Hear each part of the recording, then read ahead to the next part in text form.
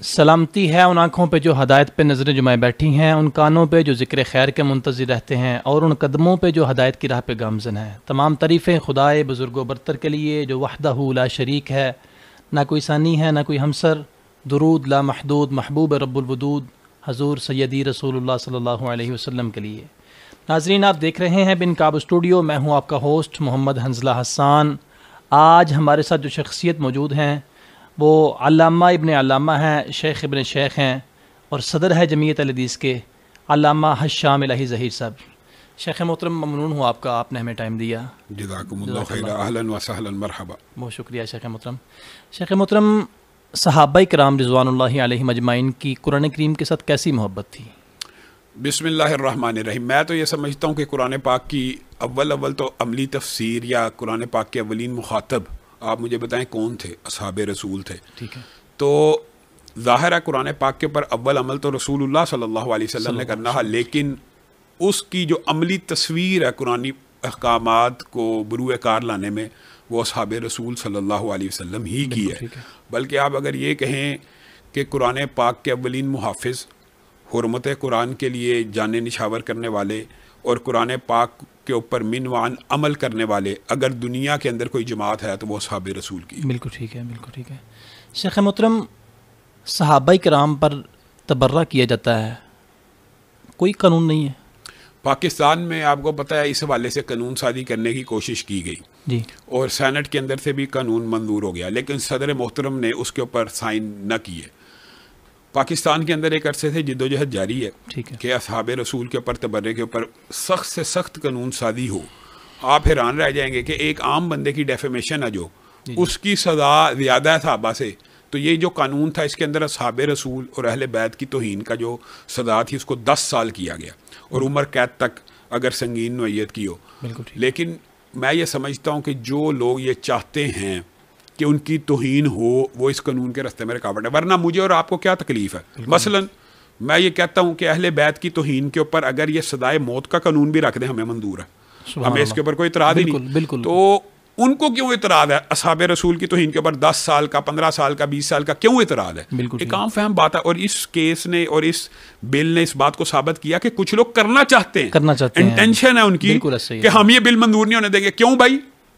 آپ نے کرنی ہے، اگر آپ کرنا ہی نہیں چاہتے تو آپ کو اس بل سے کیا مسئلہ ہے؟ بالکل ایسا ہی ہے۔ ٹھیک ہے شیخ محترم، العلماء ورثۃ الانبیاء رسول اللہ صلی اللہ علیہ وسلم کی حدیث ہے، اس میں علماء ہی ہیں جو دین کے محافظ ہیں، لیکن آج کل ہمارے ہاں علماء کی جو اتنی بے عزتی، اتنی تذلیل، اس کی وجہ کیا ہے؟ میں یہ سمجھتا ہوں کہ علماء اگر آپ اس کو اگر وسیع پس منظر میں دیکھیں تو اس کی ایک بہت بڑی بنیادی وجہ وہ کیا کہ آپ کو جتنا مرضی لبرل یا سیکولر بندہ نظر آئے گا نا، وہ براہ راست اسلام کو برا نہیں کہہ سکتا۔ بالکل ٹھیک ہے۔ اگر آپ غور کریں، وہ اسلام کو نشانہ بنانے کی بجائے مولوی کو نشانہ بناتے ہیں، علماء کو نشانہ بناتے ہیں۔ میں اس کی ایک مثال دیتا ہوں، آپ کو یاد ہوگا ایریل نے ایک اشتہار لگایا اور وہ آپ کو بڑا مشہور ہوا پاکستان کے اندر، کرنا فی بیوتکن کو انہوں نے ٹارگٹ کیا۔ بالکل بالکل۔ اور وہ جو ٹارگٹ اس طرح کیا گیا کہ مولوی کہتا ہے کہ عورت گھر میں قرار پکڑے۔ اب مجھے ایمانداری سے بتائیں، یہ قرآن کی آیت ہے کہ مولوی کہتا ہے؟ قرآن کریم کی آیت ہے۔ اچھا، اب آپ وہ یہ نہیں تھے کہہ سکتے کہ قرآن یہ کہتا ہے وَقَرْنَ فِي بِيُوتِكُنَّ، ایسا ہی ہے، بالکل وہ کہا مولوی کہتا ہے عورتیں گھروں میں قرار پکڑیں۔ تو جب اسلام کی کسی شاعر کو یا مسلمہ اصول کو نشانہ بنانا ہوتا ہے تو وہ اسلام کے اوپر حملہ آور ہونے کی بجائے کہتے ہیں مولوی کہتا ہے، یہ مولوی کہتا ہے چہرے کا پردہ ہونا چاہیے، یہ مولوی کہتا ہے کہ حجاب ہونا چاہیے، مولوی کہتا ہے، مولوی نہیں کہتا۔ یعنی یہ تو اللہ کہہ رہا ہے، یعنی جو چیزیں اللہ کہتے ہیں وہ بھی وہ مولویوں پہ ڈالتے ہیں۔ مثلا آپ کو میں اس کی ایک بڑی زبردست مثال دیتا ہوں۔ پارلیمنٹ میں خاتون ہوتی تھی، انہوں نے کہا یہ مولوی کہتے ہیں کہ مردوں کی 4 شادیاں ہونی چاہیے اور عورت کی 1 شادی ہونی چاہیے۔ تو مولانا کھڑے ہوئے اسمبلی میں جو اس وقت موجود تھے، انہوں نے کہا یہ حکم مسلمانوں کے لیے ہے، آپ کے اوپر کوئی پابندی نہیں ہے، آپ 1 2 3 4 آپ بھی 4 کر لیں۔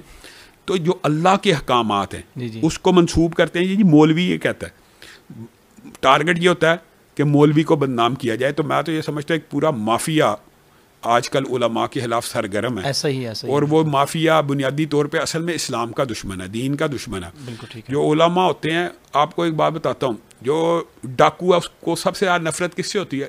محافظ سے، چوکی داروں سے ہوتی ہے. تو علماء جو ہیں وہ دین کے محافظ ہیں، اس لیے وہ سب سے زیادہ ان کی نظروں میں معتوب ہیں. چوکی دار ہیں، جی جی، ٹھیکے دار نہیں ہیں، بالکل دین کے چوکی دار ہیں. تو لیکن یہ پورٹرے یہ کرتے ہیں کہ جی یہ دین کے ٹھیکے دار ہیں. ہم تو دین کے ناقل ہیں، ہم تو صرف نقل کرنے والے ہیں. دین تو وہی ہے جو رسول اللہ صلی اللہ علیہ وسلم کی ذات کے اوپر اترا یا رسول اللہ نے بیان کر دیا، ہم اس کو صرف نقل کرنے والے ہیں. علماء وارث انبیاء کے اسی. اچھا ایک بات اور میں ضرور کہنا چاہتا ہوں کہ یہ جو آپ نے حدیث پڑھی ہے اس کے اوپر بھی نا ہمارے معاشرے کو غور و فکر کرنے کی ضرورت ہے کہ کیا علماء صرف ممبر رسول کے وارث ہیں؟ ایسا ہی ہے، بالکل ایسا ہی ہے. یعنی وہ صرف ممبر رسول کے وارث ہے کہ سیاست رسول کے بھی وارث ہے؟ بالکل بالکل. معاشرت رسول کے بھی وارث ہے، معاملات رسول کے بھی وارث ہے. بالکل بالکل. تو ہم نے مولوی کو ممبر رسول کا وارث تو سمجھ لیا، لیکن سیاست رسول کا وارث یا دین کو تخت کے اوپر لانے کا جو کنسپٹ ہے نا، اس کے خلاف ابھی بھی ایک بڑا منظم پروپیگنڈا. اور حالیہ الیکشن آپ نے دیکھ لی ہے. ہاں جی ہاں جی، بالکل. وہ لوگوں کے سامنے یہی ظاہر کرتے ہیں جی مولوی ممبر تک رہے تو قابل قبول ہے، اگر سیاست میں آئے گا تو قابل قبول نہیں ہے، اور ان کو آمدن ہرایا بھی گیا. ایسا ہی ہے، بالکل ایسا ہی ہے، بالکل ٹھیک ہے آپ نے. اچھا شیخ محترم، بہت اہم سوال ہے. آج کل ہمارے نیو جنریشن جتنی بھی ہے وہ مرزا محمد علی جیلمی صاحب سے بہت متاثر ہو رہی ہے. اس کے پیچھے کیا وجہ ہے؟ میں یہ سمجھتا ہوں کہ جو کم علم طبقہ ہوتا ہے نا وہ محدود علم سے متاثر ہوتا ہے. یہ ایک بڑی عام فہم بات ہے. ٹھیک ہے. جس کا جو ایپٹیچیوڈ ہوتا ہے، جو لیول ہوتا ہے، وہ اسی لیول کے بندے سے زیادہ متاثر ہوتا ہے.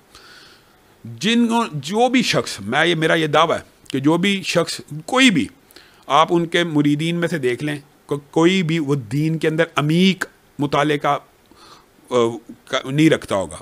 ہمیشہ جو سرسری مطالعہ رکھنے والے لوگ ہیں وہ اس سے متاثر ہوں گے. ٹھیک ہے. جیسے ہی کوئی دین کو ڈیپلی اسٹڈی کرے گا اس کو پتہ لگ جائے گا کہ مرزا صاحب کی علمی حیثیت کیا ہے. تو میں یہ سمجھتا ہوں بنیادی طور پہ ان کا جو ہدف ہے وہ کالجز، یونیورسٹیز کے نوجوان ہیں، وہ عام فہم علم کو آپ کو پتہ پسند کرتے ہیں. جی جی. اور جس طرح غامدی صاحب کو بہت زیادہ ایک دور میں پروجیکشن ملی تھی کہ وہ دین آسان پیش کر کے منظر عام پہ آئے، اور انہوں نے دین کا ایک نیا، آپ سمجھ لیں کہ پورے کا پورا نیا روپ پیش کر دیا کہ عورت پردہ نہ بھی کرے تو بھی کوئی مسئلہ نہیں، عورت مرد مسافہ بھی کر لیں تو بھی مسئلہ نہیں، بلی جی کتے جیسی ہے، کتا بھی رکھ لیا جائے تو کوئی مسئلہ نہیں جی، موسیقی بھی حرام نہیں ہے جی. تو یہ ایک دین آسان تھا، تو ان کو بھی بڑی پاپولیرٹی ملی. تو آج کل یہ جو ہے، میں یہ سمجھتا ہوں کہ یہ دین آسان کا ایک نیا ورژن ہے.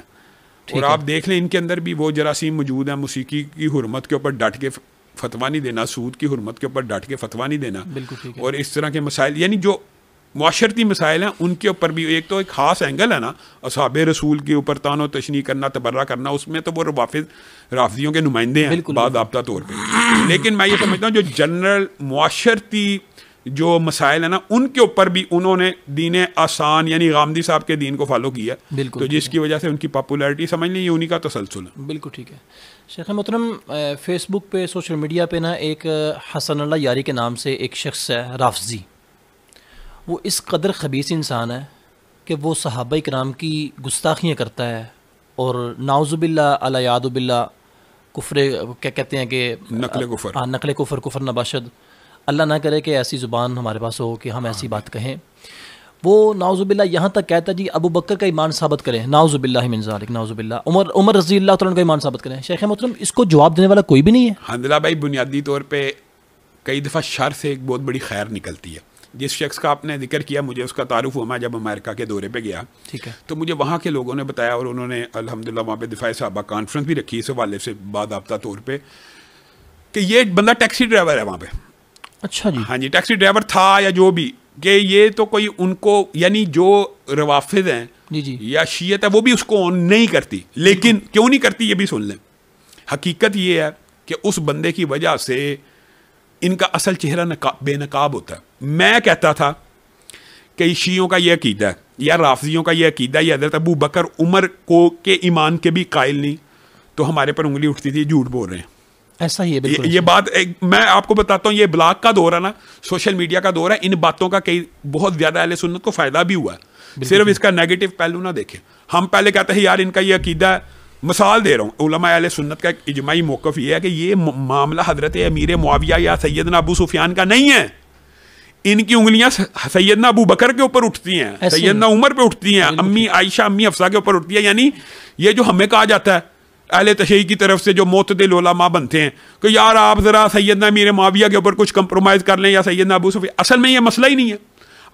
اصل مسئلہ یہ ہے کہ آپ کی انگلیاں تو حضرت ابو بکر پہ بھی اٹھتی ہیں. آپ کا عقیدہ تو یہ ہے کہ رسول اللہ جب دنیا سے گئے معاذ اللہ سارے ہی بے ایمان ہو گئے سوائے 4 کے. یہ بتائیں اب وہ اصل اللہ یاری کا جو بھیانک چہرہ شیعت کا سامنے آ گیا. اب آپ نے جو بات کی ہے یہ بات مجھے پہلے بھی پتہ لگی ہے کہ وہ سیدنا ابو بکر کے اور سیدنا عمر کے ایمان کے اوپر ڈبیٹ کرنا چاہتا ہے. تو ان کی اصلیت بے نقاب ہونے دیں کہ اصل میں یہ ہے.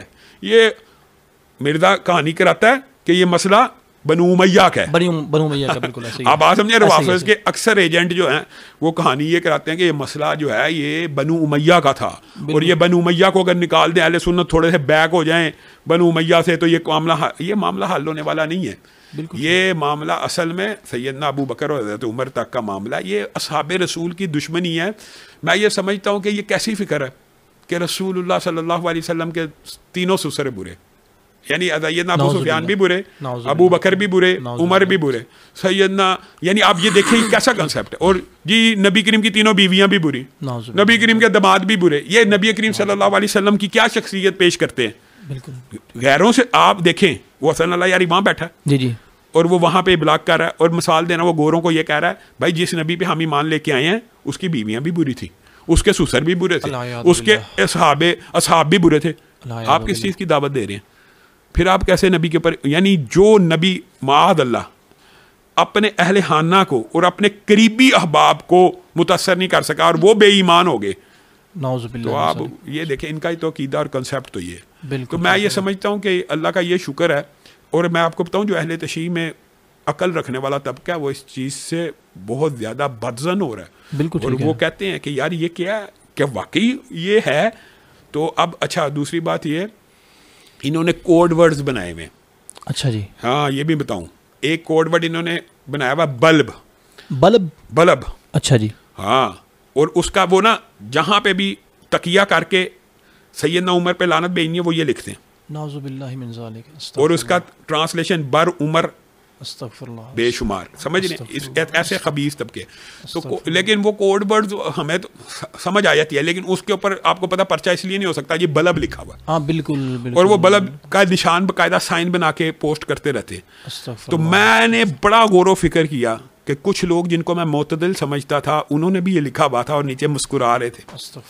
اب بتائیں اس کا مطلب ہے یہ ان کی سوچ و فکر ہے, یہ تکیہ کر کے چھپاتے ہیں. بالکل ہاں. تو پھر جو معتدل شیعہ ان سے سوال کریں اور ان سے آج میں سوال کرتا ہوں اگر آپ کا مسلک یہ ہے تو ہم اہل سنت اور آپ کیسے مل کے رہ سکتے ہیں؟ بالکل نہیں رہ سکتے.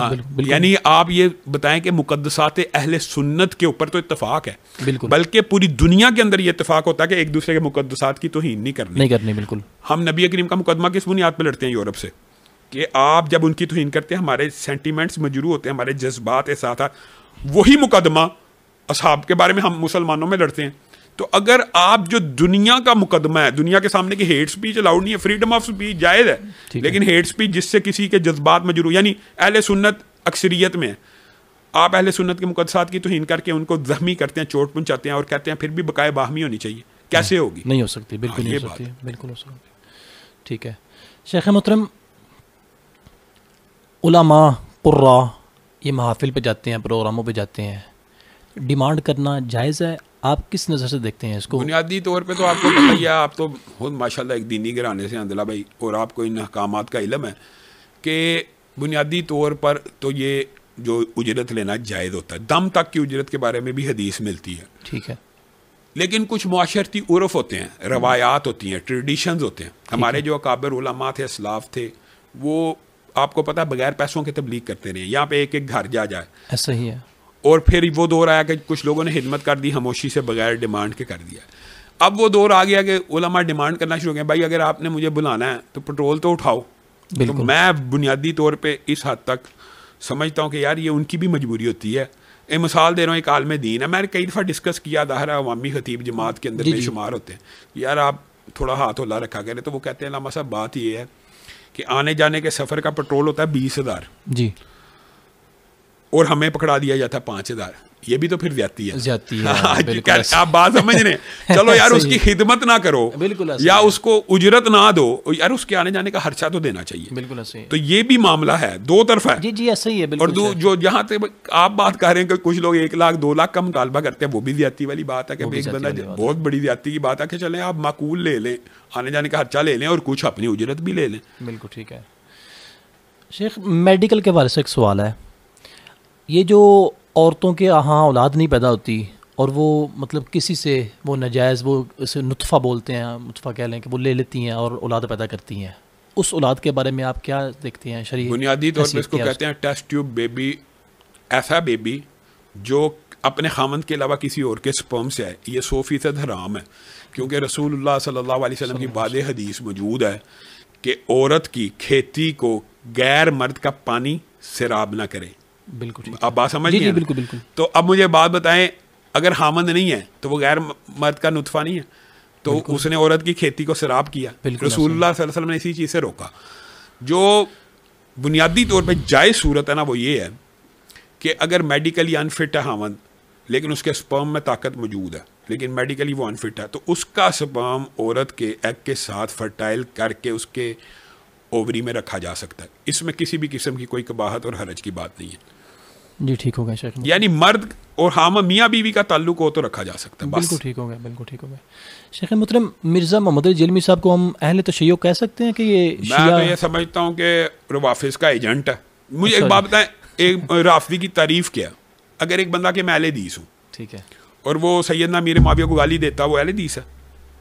بالکل نہیں. ہاں تو بات ہے بالکل. اب وہ دن رات بنو امیہ کو برا بلا کہتا رہتا ہے, دن رات صبح دوپہر شام. اس نے وظیفہ پکڑا, وہ کہتا ہے رضی اللہ, کہتا ہے میں سیدنا امیر معاویہ کو رضی اللہ کہتا ہوں, لیکن کیسی بدبختی ہے کہ اللہ رب العزت ان سے راضی ہے, تو نہیں راضی, تیرے راضی نہ ہونے سے کیا ہو جائے گا. بالکل بالکل. تو ایک بات یہ ہے کہ میں تو یہ سمجھتا ہوں یہ روافظ کی سوچ و فکر ہے. میں تو یہ پہلے بھی کہتا ہوں, ابلاغ بھی کرتا ہوں کہ کوئی بندہ اپنے آپ کو چاہے سید کے, شاہ کے, اور کہ میں اہل حدیث ہوں, اگر وہ کسی ایک صحابی کے بارے میں بھی بغض رکھتا ہے اور اعلان کرتا ہے, ان سے اظہار برات کرتا ہے, وہ اہل حدیث نہیں ہے, وہ روافظ کی سوچ اور فکر کا مالک ہے. میرا آخری سوال ہے, مرکزی جمعیت اہل حدیث, آپ پہلے اس میں تھے مرکزی جمعیت میں, اب نہیں ہے, کیا وجہ بنی؟ پہلے تو میں پہلے بھی نہیں تھا, لیکن درمیان میں بزرگ علماء مولانا مسعود عالم صاحب, حافظ شریف صاحب اور ارشاد اللہ قصری صاحب نے میرا ان کے ساتھ پیچ اپ کرایا. جی ٹھیک ہے. جن بنیادوں کے اوپر, جن وعدوں کے اوپر یہ پیچ اپ ہوا, تینوں بزرگ زندہ ہیں. آپ ان سے پوچھ لیں کہ اس وعدے کی عہد شکنی, بد عہدی اور اس معاہدے کو کس نے توڑا. تو اب وہ بزرگ علماء, میں یہ سمجھتا ہوں چونکہ وہ تینوں حیات ہیں ابھی الحمدللہ, اور آپ ابھی ان سے پوچھ بھی سکتے ہیں. ایسا نہ ہو کہ طریق کا یہ وقت گزر جائے. جی بد عہدی کس نے کی, عہد شکنی کس نے کی, اپنے وعدے کو کس نے نہیں نبھایا, اور ہتک امیز رویہ اختیار کس نے کیا. میں جب تک مرکزی جمعیت میں رہا, آپ میرا ایک بیان اس جماعت کے امیر کے خلاف نہیں دکھا سکتے. بالکل ٹھیک. لیکن جب بد عہدی ہو, وعدہ خلافی ہو جائے, عہد شکنی کر دی جائے, تو پھر ظاہر ہے میں تو اب ان کے اندر سے رہ کے آیا ہوں, اور مجھے ان کی جو حالات واقعات اور سارے چندہ چوری وغیرہ کے سسٹم پتہ ہے. مل بیٹھ کے اپنے معاملات کو طے کر لیں. ہم کیا مل بیٹھے نہیں تھے, مجھے ایک بات ہے, ہم اکٹھے تھے نا. جی. اگر کسی ان کے ذہن میں میرے بارے میں کوئی بہام تھا یا اشکال تھا تو وہ مجھے پرسنل بلا سکتے تھے. بالکل ایسے ہی میرے ساتھ بیٹھ سکتے تھے. میرے مرکز آئے ہوئے ہیں, ہم ملاقات, یا تو ہماری ملاقاتیں نہ ہو, یا ہمارے میں کمیونیکیشن بیریئر ہو, یا ہم ایک دوسرے کا فون نہیں اٹھاتے. تو پھر یہ کیا کہ راتوں رات نوٹیفیکیشن نکال دیا گیا صرف اس بنیاد کے اوپر کہ اس وقت آپ کو پتہ مرزا کے خلاف مقدمات درج میں نے کروائے تھے اور اس کی گرفتاری کی کمپین کر رہا تھا. تو ایک جلسے سے خطاب کیا کہ ہم اس کے خلاف دھرنا دیں گے, گرفتاری کروائیں گے. اگلے دن پتہ چلا کہ کسی کی کال آئی ہے اور انہوں نے جماعت سے سوشل میڈیا کے اوپر نوٹیفیکیشن ڈالی. یا آپ ان سے سوال کریں کہ کس بنیاد پر ڈالا, کس بنیاد پہ, میرا اس میں کیا فالٹ ہے. میں دیکھیں, ایک بندے کو میں دھکا دے کے گھر سے نکال دوں تو میں بتاؤں گا کیوں نکالا ہے, آپ ان سے پوچھیں. جو نکلا اس کو کیا پتا. شیخ مطلب آپ نے پوچھا بھی نہیں ریزن کیا ہے, آپ یہ اتنا بڑا نوٹیفیکیشن جاری کر رہے ہیں. میں مجھے ایک بات بتائیں, ہر بندے کی کوئی عزت نفس بھی ہوتی ہے. ایک بندے نے جب ایک وعدہ خلافی, عہد شکنی کر دی ہے, تو پھر ہمارے میرے والد صاحب کی جمعیت اہل حدیث پاکستان ہمارے لیے بہتر، پہلے بھی وہی بہتر پلیٹ فارم تھا. میں تو یہ سمجھتا ہوں یہ جو 4 سال ان کے ساتھ گزارے ہیں تو وہ تو وقت کا ضیاع ہی ہوا ہے نا. اس کا کیا نتیجہ نکلا ہے؟ اس کا کوئی نتیجہ آپ کو رزلٹ نکلا نظر آیا معاشرے میں؟ میں تو یہ سمجھتا ہوں اللہ کے فضل سے جب سے انہوں نے یہ قدم اٹھایا، جمعیت اہل حدیث پاکستان کی سب سے پاپولر جماعت بھی بن گئی ہے، اور کام کے مواقع بھی آپ کے سامنے. جتنا بھی دفاع مساجد کے کیس ہیں ہم لڑ رہے ہیں، دفاع علماء کے کیس ہیں ہم لڑ رہے ہیں. ابھی ریسنٹلی یہ جو ابو بکر معاویہ کا کیس ہے، جی بالکل، آپ بتائیں اس کے حوالے سے تو سب کا کردار سامنے. شیخ ابو بکر معاویہ صاحب والا معاملہ، اس میں آپ نے بھی ماشاءاللہ اپنا اچھا کردار ادا کیا، تو یہ کیا سمجھتے ہیں کہ ایسا ہی چلے گا، علماء کے ساتھ ایسا ہی ہوگا؟ الحمدللہ بھائی جو ابو بکر معاویہ کیس ہے نا، میں یہ سمجھتا ہوں یہ علماء کے لیے ایک ٹیسٹ کیس ہے. ٹھیک ہے. اس کے اندر لبرل مافیا، قادیانی لابی اور رافضی لابی کا بہت بڑا کردار ہے علماء کو بدنام کرنے میں. مثلا پہلی بات یہ، ابتسام بھائی لیٹس سپوز چلے گئے، ہو سکتا ہے میں بھی کہتا کہ آپ نہ جائیں، یہاں بیٹھے معاملہ حل ہو سکتا ہے، لیکن چلے گئے. ان کے جانے کو یہ بنانا کہ یہ ابو بکر معاویہ کی حمایت میں گئے ہیں، یہ لبرل مافیا کا سب سے بڑا جھوٹ ہے. بالکل کیونکہ وہ گئے ہیں مدثر کے بلانے پہ، بچے کے باپ پہ. بالکل بچے کے باپ نے کالیں کی کہ میرا اس سے لڑائی جھگڑا ہوا، ہاتھا پائی تک نوبت آئی، جس بھی وجہ سے آئی، اب میں نے اس کے اوپر تو زیادتی کا الزام لگا دیا. تو یہ بندہ، یہ بچے کے باپ نے کال کی ہے، بچے کے باپ نے کال کیا، وہ بھی زندہ پوچھے جائے ابتسام صاحب کو کس نے بلایا. چاہے ہو سکتا ہے آپ کا اور میرا نظریہ بھی ہو کہ ابتسام صاحب نہ جاتے، بالکل، لیکن جب ایک بچے کا باپ کہہ رہا ہے کہ علامہ صاحب میری مولوی سے جان چھڑوائیں، بچے کا باپ کہہ رہا ہے کہ میں نے اس کے اوپر جعلی پرچہ کروا دیا ہوا، اور جب یہ پرچے سے بری ہوگا، پرچے میں ہے تو کچھ نہیں تھا، اٹیمپٹ آف ریپ تھی، تو اس کے کوئی شواہد بھی نہیں تھے، گواہ بھی نہیں تھے. 7 دن پولیس بھی تفتیش کر چکی ہوئی تھی. پولیس نے جب بچے کے باپ کو یہ کہہ دیا بھائی آپ کیس سے کچھ نہیں نکلنا، تو بچے کے باپ نے ابتسام بھائی سے رابطہ کیا کہ یار یہ اگر خارج ہو گیا یہ تو مجھے نکل کے مارے گا. پہلے بھی ہاتھا پائی، اصل مسئلہ تو ہاتھا پائی تھا، تو یہ تو میرا معاملہ حل کرائے. تو ابتسام صاحب نے وہ معاملہ حل کروایا ہے، بچے کی زیادتی معاف نہیں کروائی. لبرل مافیا نے کہا مولوی نے جا کے پنچایت کی ہے اور ریپ کو معاف کروایا. ریپ کو معاف مولوی کروا سکتا ہے؟ شریعت میں نہیں، شریعت میں یا پاکستان کے آئین میں ریپ معاف ہے نہیں. تو پھر ریپ کی صلح ہے؟ بالکل نہیں. جہالت کی انتہا ہے کہ قانون بھی نہیں سمجھنا، صرف بس پوائنٹ مل گیا نا مولوی گیا تو کیس اٹھ گیا. تو حافظ صاحب بیچارے مختلف چینلز کے اوپر وضاحت بھی دیتے رہے کہ مجھے تو بچے کے باپ نے بلایا، میں تو اس معاملے کی صلح، اور اس کو تانلے والا کیس سے آزاد کس نے کیا؟ مجسٹریٹ نے. یعنی عدالتی ڈیو پروسیس آف کورٹ اور تفتیش کے ذریعے بتا. اچھا پھر ظلم بالا، یہ دیکھیں ستم بالا ستم، یہ تانلے والا کیس سے آزاد ہو گیا. اس کو پولیس اغوا کرتی ہے 6 اپریل کو، اور 7 اپریل کو ایک زیادتی کا پرچہ دیتی ہے کہ قبرستان میں شدرے میں اس نے زیادتی کیا، اس کی کسٹڈی کے اندر ہیں.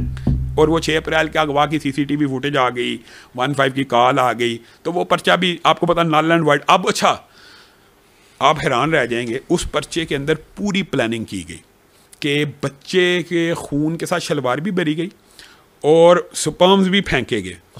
تو جب میڈیکل رپورٹ آئی ہے تو اس پرچے کے اندر بھی کچھ ایسا دیکھیں، اللہ کی طرف سے یہ مدد ہوئی کہ وہ ڈاکٹر نے لکھا ہے کہ بچے کے ساتھ تو زیادتی ثابت نہیں ہو سکی، یعنی جو میڈیکل ایگزامن کیا، اور بچے کے جسم کے اوپر کوئی زخم کا نشان نہیں ہے.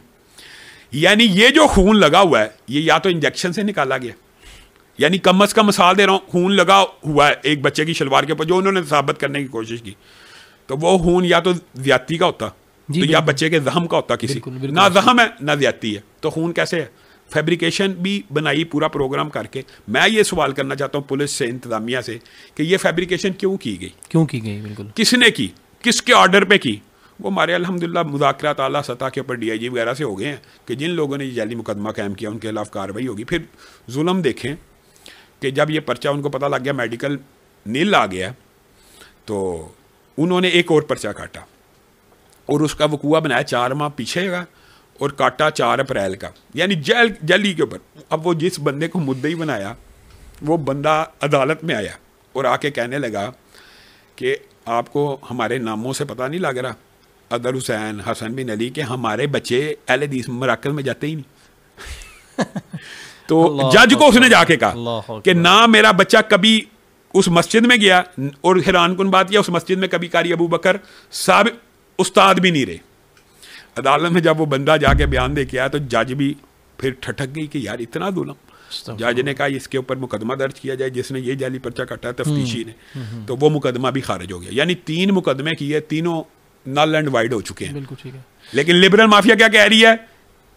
اندازہ کریں کہ مجھے ٹارگٹ کر کے اور ابتسام بھائی کو ٹارگٹ کر کے یہ کہہ رہی ہے کہ یہ بدکاروں کے سہولت کار ہے. انا للہ و انا الیہ راجعون. ہم وہ لوگ ہیں، ہم کہتے ہیں اگر کوئی بچے کے ساتھ ریپ کرے، جنسی زیادتی کرے، اس کو سزائے موت دی جائے. بالکل ٹھیک ہے. ہمارا مطالبہ تو یہ ہے، اور ایک عرصے سے ہے.